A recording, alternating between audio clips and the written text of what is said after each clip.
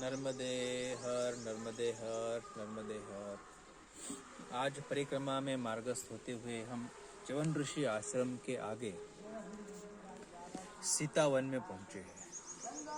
सर्वप्रथम श्रीधाम नाथ ब्रह्म सेवा आश्रम के इष्ट देवता श्री दत्तात्रेय भगवान, माँ भगवती राज राजेश्वरी त्रिपुर सुंदरी, माँ नर्मदा मैया जी के श्री चरणों में कोटि कोटि वंदन, कोटि कोटि नमन करते हुए आज आपको सीता वन, श्री रामायण तो हमने सबने देखी है, श्री रामायण हमने सुनी भी है, कईयों ने पढ़ी भी है। तो श्री रामायण में वर्णन आता है कि जिस समय माता सीता माता को वनवास में श्री राम जी ने छोड़ दिया था और इसी वन में हम जिस स्थान पर खड़े हैं, इसी वन में सीता माता आकर यहाँ पर ऋषि मुनियों की उन्होंने शरण ली थी।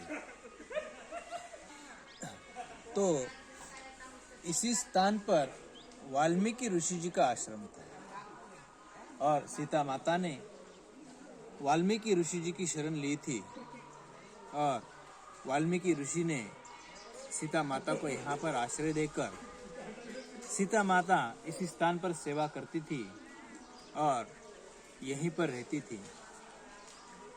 उस समय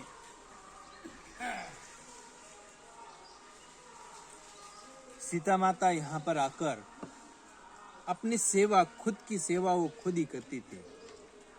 उनके साथ में अन्य कोई सेविकाएं उनको वो सेवा नहीं देती थी। और इसी स्थान पर श्री राम जी के सुपुत्र लव और कुश, इसी स्थान पर उन्होंने सीता माता ने जन्म दिया था।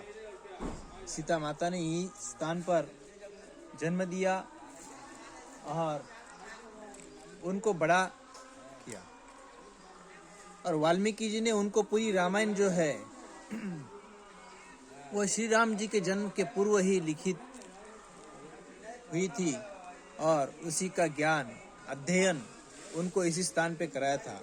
ऐसा ही दिव्य तपोभूमि, दिव्य तपस्थली है। आज आप जो दर्शन कर रहे हैं, ये वही स्थान है जिस स्थान पर लव और कुश छोटे से बड़े हुए हैं और उनकी शिक्षा, दीक्षा, पालन पोषण इसी स्थान पर हुआ जिस स्थान के आप दर्शन कर रहे हो। और यहाँ पर रेवा कुंड भी उपस्थित है जिनके दर्शन आपको अभी कराए जाएंगे। और यहाँ पर बड़े बड़े ऋषि मुनि भी विराजमान हैं जिन्होंने अपना जीवन साधना में, तपस्या में लीन रखा हुआ है। ऐसे साधु पुरुषों के भी आपको दर्शन कराते हैं। आइए, अभी हम जिस रेवा कुंड के दर्शन करने चले हैं, तो उस समय माँ नर्मदा मैया खुद सीता माता से मिलने के लिए इस स्थान पर आई है। उनकी धारा, नर्मदा मैया की धारा यहाँ तक आई हुई है और उसी माँ नर्मदा मैया का जल का धारा यहाँ पर आकर यहाँ रेवा कुंड बन चुका है और उसी रेवा कुंड के आज हम दर्शन करेंगे। आइए, सर्वप्रथम हम रेवा कुंड के दर्शन करते हैं। माँ नर्मदा मैया साक्षात जगत जननी माँ सीता माता को मिलने के लिए यहाँ पर आई। देखिए कितनी बड़ी तपोभूमि है। आज माँ नर्मदा के तट पर सभी देवी देवताएं, सभी यक्ष, गंधर्व, किन्नर आदि आदि सभी का वास इस रेवा तट पर, माँ नर्मदा मैया के तट पर है। और माँ नर्मदा मैया खुद स्वयं सीता माता को मिलने के लिए, जगत जननी को मिलने के लिए यहाँ पर पधारे। कितने अहोभाग्य है, कितनी बहुत बड़ी बात है। जिनके पास सब आते हैं वो भी आज माँ जगत जननी सीता माता से मिलने के लिए यहाँ पर पधारी। ऐसे माँ नर्मदा मैया जी के श्री चरणों में कोटि कोटि नमन, कोटि कोटि वंदन करते हैं। आइए, ऐसे दिव्य रेवा कुंड के हम दर्शन करते हैं। इस रेवा तट पर, माँ नर्मदा मैया के तट पर माँ नर्मदा मैया यहाँ पर आई और जगत जननी माँ सीता माँ से मिलने के लिए। ऐसा ना इसके पहले कभी हुआ, ना इसके बाद कभी होगा। ऐसा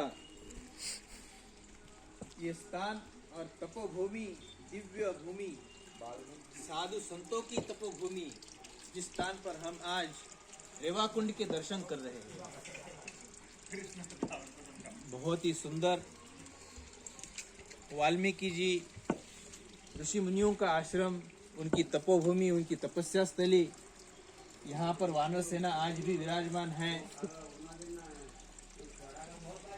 बहुत ही सुंदर ऐसा स्थान है।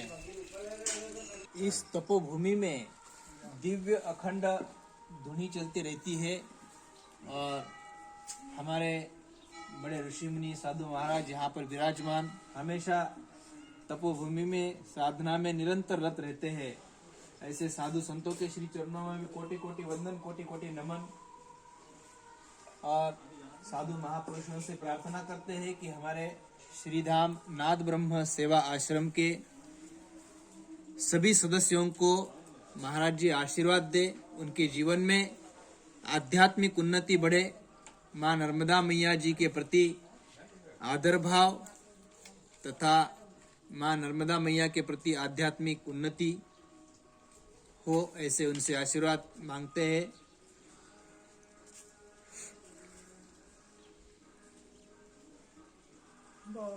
नर्मदे हर, नर्मदे हर, नर्मदे हर।